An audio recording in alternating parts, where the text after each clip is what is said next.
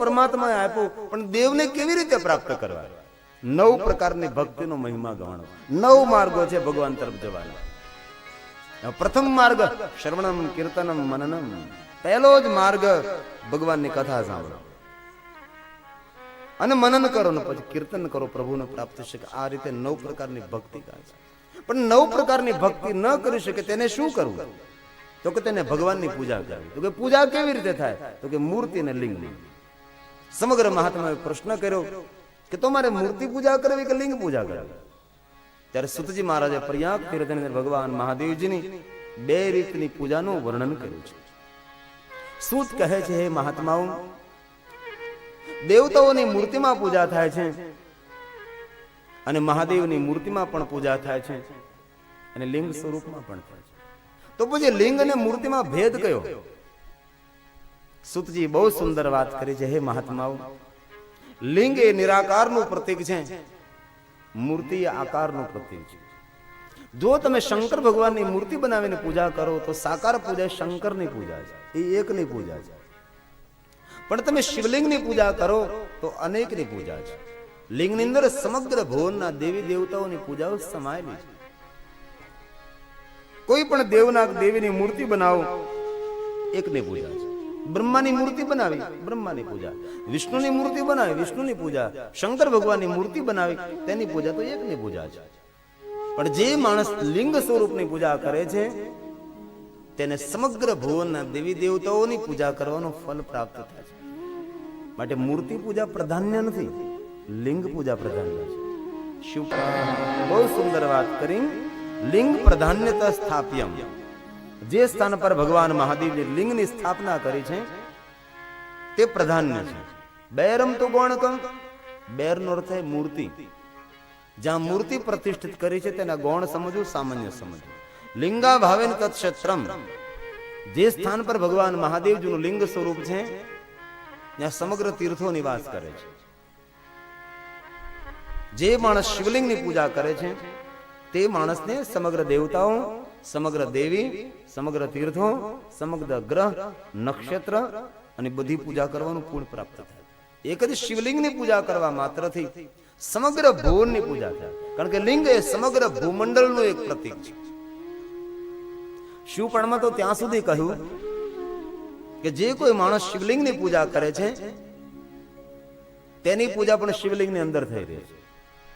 કારણ કે અંતે જે પૂજા કરે છે તેનું અસ્તિત્વ પણ શિવલિંગની અંદર જ છે. જે માણસ લિંગ સ્વરૂપની પૂજા કરે છે તેને અલગ અલગ દેવી દેવતાઓની પૂજા કરવાની જરૂર પણ નથી રહેતી. એક શિવલિંગની અંદર સમગ્ર ભુવનના દેવી દેવતાઓના તીર્થોની પૂજા સમાયેલી છે. કારણ કયું? કારણ એક જ કે શિવલિંગ એ આકાશનું પ્રતીક છે. આકાશના પ્રતીક સ્વરૂપે લિંગ પૂજાનો પ્રારંભ થયો છે. અને આકાશને ધારણ કોણ કરે? તો કે પૃથ્વી. પૃથ્વીના પ્રતીક સ્વરૂપે આપણે પીઠની પૂજા કરીએ છીએ. આકાશ નું પ્રતીક એ લિંગ છે અને પૃથ્વીનું પ્રતીક એ પીઠ છે. આકાશ પિતા, ધરતી માતા. આકાશ આપણો પિતા છે, આપણા પર અનુગ્રહ કરે છે. માં પૃથ્વી આપણને ધારણ કરે છે, આપણી માતા છે. તો માતા પિતાના પ્રતીક સ્વરૂપે લિંગ અને પીઠની પૂજાનો પ્રારંભ થયો છે. આ જગતમાં કોઈ પણ માણસને પૂછો તમને આકાશ કેવું દેખાય છે? આકાશ કોને લાંબુ, ચોરસ એવું દેખાય છે? આકાશનો આકાર કેવો છે? લિંગાકાર છે.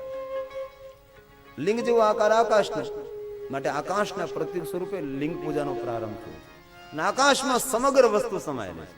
તારા, નક્ષત્ર, સૂર્ય, ચંદ્ર, તીર્થો, દેવી દેવતાઓ, સમગ્ર ભુવનો આકાશમાં સમાયેલા છે.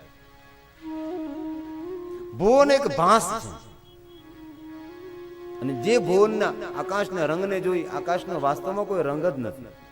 આકાશનો કોઈ અંત પણ નથી, કોઈ સ્થિતિ જ નથી.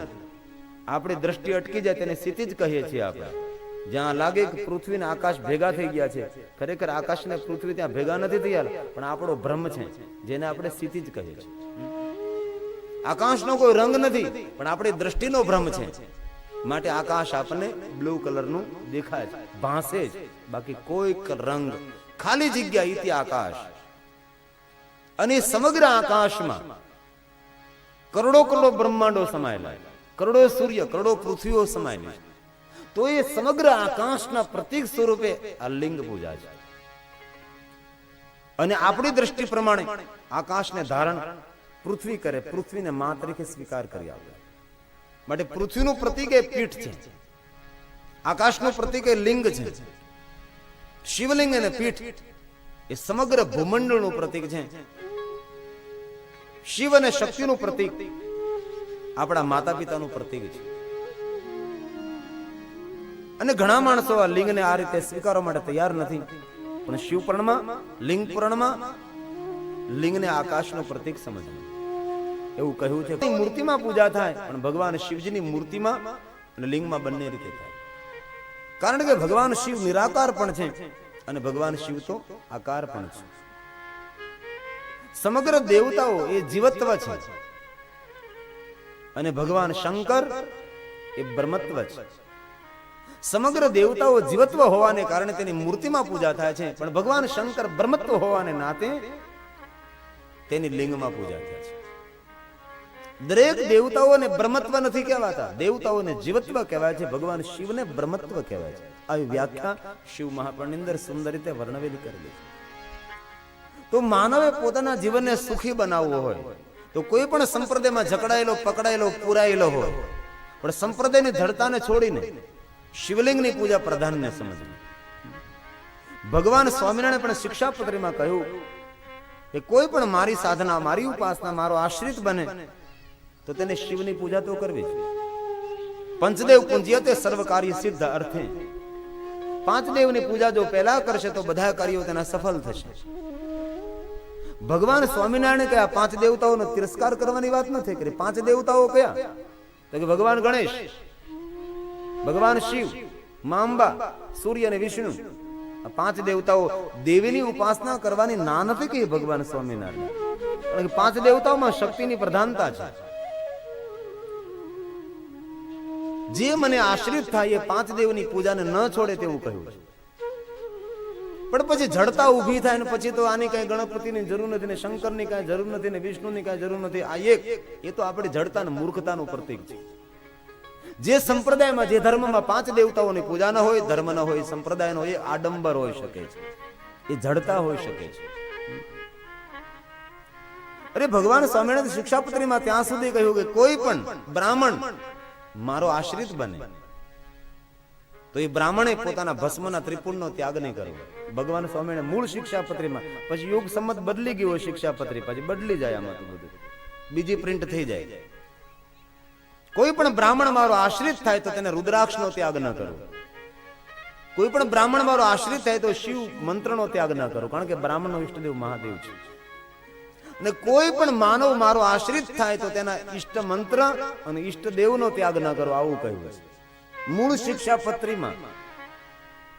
અરે ભગવાને જે કહ્યું છે, અને જે માણસ જીવનમાં એકવાર ભગવાન સ્વામિનારાયણને લખેલી શિક્ષાપત્રી જીવનમાં ઉતારે, એ દુનિયાના કોઈ ક્ષેત્રમાં પાછો ન પડે, દુનિયાના આસમાનના તારાઓ તોડી શકે એવી વાતો શિક્ષાપત્રીમાં ભગવાને કહે. પણ પછી ઊંધી રીતે, પછી ઊંધું સમજી, એ તો જડતા સમાજમાં ઊભી થઈ. પંચદેવ પૂજ્યત સર્વ કાર્ય સિદ્ધ. શંકર ભગવાનની પૂજા પહેલા કરી. અરે સર્જન માસ્ટર અને કર્નલ ટર્ડ નામના બે ઇતિહાસકારો થયા, તેને તો સંશોધન કરીને કહ્યું છે કે આ પૃથ્વી પર એક પણ દેવી દેવતાઓની પૂજા ન થતી હતી. એ પહેલા શંકર ભગવાનની લિંગ સ્વરૂપની પૂજા થતી હતી.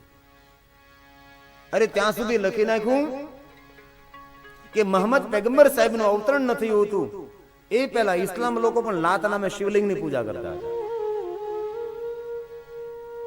અને મોહમ્મદ પૈગંબર સાહેબનું અવતરણ થયા પછી પુરાણમાંથી કુરાન બન્યું અને સમાજના મોટા બે વિભાજન થયા.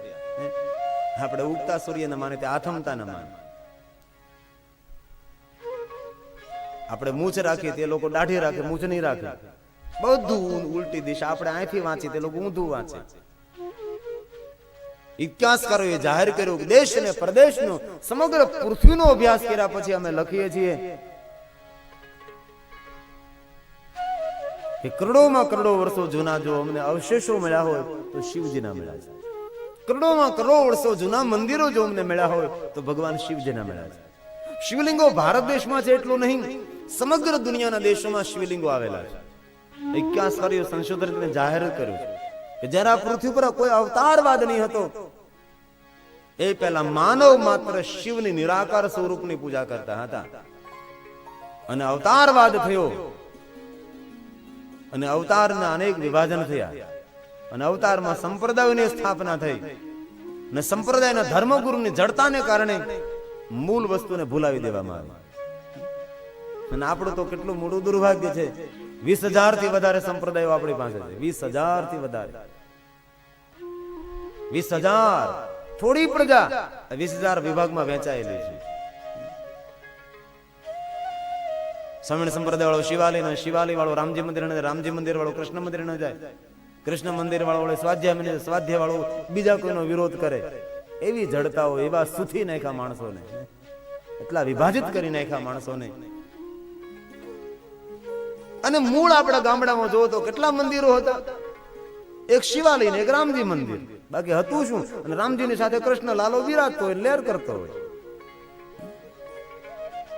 અને સંપ્રદાયના ધર્મગુરુ જેમ જેમ આવતા ગયા તેમ તેમ મંદિરો વધતા ગયા, સમાજના વિભાજન થયા, સમાજની જે એકતા હતી, સમાજની જે અખંડિતતા હતી, એ બધી તૂટી આપણી, સમાજ વિભાજિત થયો. અને શિવ એ સમાજની એકતાનું પ્રતીક છે. માટે તો શંકર ભગવાને પોતાના પરિવારની અંદર કેવા કેવા માણસો, એકતા સમાજને દેખાડવા માટે સર્પનો સ્વીકાર, મુશુકનો સ્વીકાર, મયુરનો સ્વીકાર, સિંહનો સ્વીકાર, નંદીનો સ્વીકાર, અરે એની તો વાત છોડો, ભૂત પ્રેત ડાકીની શાકીનનો સ્વીકાર. આ સ્વીકાર કરીને જગતને સાવધાન કર્યા છે કે હે માનવ, તમારા જીવનમાં એકતા તમે રાખજો, મારા જેવા પરિવારનું તમે નિર્માણ કરો. ભગવાન શિવનો પરિવાર જોવામાં વેર પરિવાર લાગે છે, ભગવાન શિવનો પરિવાર તો પ્રેમ પરિવાર છે. જોવામાં વેર છે, જન્મજાત વેરવૃત્તિ છે. હવે આપણે જાણીએ કે સર્પ અને ઉંદર ને ન બને, સિંહ ને નંદી ને ન બને, સર્પ અને મયુર ને ન બને, જન્મજાત વેરવૃત્તિ વાળા છે. પણ શિવજીના દરબારમાં સૌ સાથે રહે છે. શિવનો દરબાર જોવામાં તમને લાગે વેર દરબાર, પણ શિવનો દરબાર વેર દરબાર નહીં, શિવનો દરબાર તો પ્રેમ દરબાર છે. પ્રેમની વ્યાખ્યા શીખવી હોય તો શિવજીને સમજવા પડે, ત્યારે પ્રેમની વ્યાખ્યા શીખી શકાય છે. અને જ્યાં પ્રેમનું સામ્રાજ્ય છે ત્યાં સ્વર્ગ છે, બાકી જ્યાં વેરનું સામ્રાજ્ય છે ત્યાં તો નર્ક છે. જે ગામમાં, જે મહોલ્લામાં, જે પરિવારમાં, જે સમાજમાં, જે નગરમાં વેરનું સામ્રાજ્ય હોય છે, એ ગામ નરક સમાન કહેવાય. એટલે જંગવળની વાત નથી કરતો હું. જે ગામમાં, જે મહોલ્લામાં વેરનું સામ્રાજ્ય હોય એ નરક સમાન છે. પણ જે મહોલ્લામાં, જે ગામમાં, જે નગરમાં પ્રેમનું સામ્રાજ્ય હોય એ ગામ જ સ્વર્ગ છે. પ્રેમથી જગતની સુંદરતા ઊભી થાય છે, નહીં કે વેરથી. ભગવાન શિવે આ જગતને એક સંદેશ આપ્યો છે કે આવા બધાને હું સાથે લઈને ફરું છું, મારા પરિવારમાં સાથે રાખું છું. અને આપણે અમુક કોમના માણસોને તિરસ્કાર કરી દઈ, તેને ધક્કો માર દઈ, તો એ માણસોનું અપમાન નથી, એ તો શિવજીનું અપમાન છે. શિવનો અર્થ કલ્યાણ છે. જેની દ્રષ્ટિમાં, જેના હૃદયમાં, જેના ભાવમાં, જેના દિમાગમાં, જેના જીવનમાં કલ્યાણની જે ભાવના રહેલી હોય એ જ સાક્ષાત શિવ સ્વરૂપ છે. બાકી મેન તમે ક્યાં શિવને જોયો છે? જેની દ્રષ્ટિમાં, જેના હૃદયમાં, જેના ભાવમાં, જેના દિમાગમાં, જેના જીવનમાં વિશ્વ અને જીવ માત્ર પ્રત્યેની કલ્યાણની ભાવનાઓ પડી હોય છે, એને જ શિવ સ્વરૂપ કહેવામાં આવે છે. શિવનો અર્થ કલ્યાણ થાય છે. અને એ જ ગામ ધન્ય છે જે ગામની અંદર કલ્યાણની ભાવનાઓ પડી હોય છે, જે નગરની અંદર વિશ્વ કલ્યાણની ભાવનાઓ પડી હોય છે, જે નગરમાં પ્રેમનું સામ્રાજ્ય હોય છે, એ જ સ્વર્ગ સમાન નરક, સ્વર્ગ સમાન તે નગર છે. ગામની અંદર, નગરની અંદર કોઈ વેરવૃત્તિ પ્રગટ ન થાય તેનું ગામ, તેનું ધ્યાન નગરના મોભી માણસોએ રાખવું જોઈએ. નગરના પ્રતિષ્ઠિત માણસોને ગામને અખંડિત રાખવું જોઈએ. ગામને સલામત રાખવા માટે ગામની એકતા હોવી જોઈએ. અને કલિયુગની કોઈ મોટામાં મોટી શક્તિ હોય તો એકતા છે. આ તો બે બાધેમાં ત્રીજો ભાવી જાય, એવું ન થાય તેથી ગામના સારા માણસોએ, ગામના ડાયા માણસોએ ખૂબ ધ્યાન આપવું જોઈએ. ગામનો, નગરનો કચડાયોમાં કચડાયો નાનામાં નાના વ્યક્તિનું પણ સન્માન થાય. ગામના મોટામાં મોટા માણસનું માન સન્માન જળવાઈ રહે, એની કાળજી નગરના બુદ્ધિજીવી સજ્જન માણસોએ રાખવી જોઈએ. ભગવાન શિવજીનું જીવન એ સમાજને એક સંદેશ છે. ભગવાન શિવનું જીવન ચરિત્ર એ સંદેશ, જેમનો પરિવાર જોવામાં વેર પરિવાર, પણ ભગવાન શિવનો પરિવાર વેર પરિવાર નથી. બાબાનો પરિવાર તો પ્રેમ પરિવાર છે. જેને જે કોઈ નિત્ય શિવની પૂજા કરે છે તેના હૃદયમાં દયા, પ્રેમ, લાગણી, જ્ઞાન, વિદ્યાનું આપોઆપ પ્રાગટ્ય થાય છે. શિવની પૂજા કરવાથી આનંદ નથી મળતો, શિવની પૂજા કરવાથી પરમ આનંદની પ્રાપ્તિ થાય. આનંદ કોને કહેવાય? અત્યારે આવે અને પાછું કલાક પછી પાછું બેહી જાય, ભુવાના અવતાર જેવો, એને આનંદ કહેવાય છે. પણ પરમ આનંદ તો તેને કહેવાય જે આનંદનો કોઈ વિરામ ન હોય, જે આનંદનો કોઈ પૂર્ણ વિરામ ન હોય. નિત્ય જે આનંદ રહે છે એ ક્યાંથી મળે છે? તો કે શિવ પૂજામાં. શિવ મહાપણ કહે છે, સુનો જરા. પૂજિતાભ્યામ પિતૃભ્યામ તુ પરમાનંદ પરમાનંદ લાભાર્થમ શિવલિંગ પ્રપૂજ્ય. જે શિવલિંગની પૂજા કરે છે પરમાનંદ લાભાર્થ, એમને જગતના બધા જ આનંદની પ્રાપ્તિ થાય છે. જે માણસ માતા પિતાનું પ્રતીક સમજી લિંગ અને પીઠની પૂજા કરે, પૂજિતાભ્યામ પિતૃભ્યામ, માતા પિતાનું પ્રતીક સમજીને જે માણસ શિવલિંગ અને પીઠની પૂજા કરે છે તેને આનંદની પ્રાપ્તિ થાય છે. જીવનના દરેક સુખોની પ્રાપ્તિ કરવી હોય તો શિવલિંગ અને પીઠની પૂજા કરો. નિત્યમ કૃપાધિક્યમ વર્ધતે. શિવની પૂજા કરવાથી નિત્ય નિત્ય પરમાત્માની કૃપા આપણા પર વધતી રહે છે. આજે પૂજા કરી કૃપા વધી, કાલે પૂજા કરી કૃપા વધી. જેવી રીતે ઘરમાં બાળકનો જન્મ થાય, મા બાપનો પ્રેમ વધે. જેવી રીતે બાળક મોટું થતું જાય તેમ તેમ મા બાપનો પ્રેમ દિન પ્રતિદિન વધતો રહે છે. તેવી રીતે દિન પ્રતિદિન શિવની પૂજા કરવાથી કૃપાધિક્યમ વર્ધતે, રોજ રોજ પરમાત્માની કૃપા વધતી રહે છે. આ શિવ પૂજાનો અદ્ભુત મહિમા છે. અને માનવ માત્રને ભગવાન શિવની પૂજા કરવાનો પૂર્ણ અધિકાર છે. મારા શિવના દરબારમાં કોઈ ભેદ નથી. મહાદેવનો દરબાર તો અભેદ છે. શિવના દરબારમાં કોણ સ્ત્રી કોણ પુરુષ, શિવના દરબારમાં કોણ દેવ કોણ દાનવ. શિવનો દરબાર ભેદ ભરેલો નથી. બાબાનો દરબાર તો અભેદ છે. બ્રાહ્મણ, ક્ષત્રિય, વૈશ્ય, શુદ્ર, પ્રતિલોમજ, આ બધાને પૂજા કરવાનો અધિકાર છે.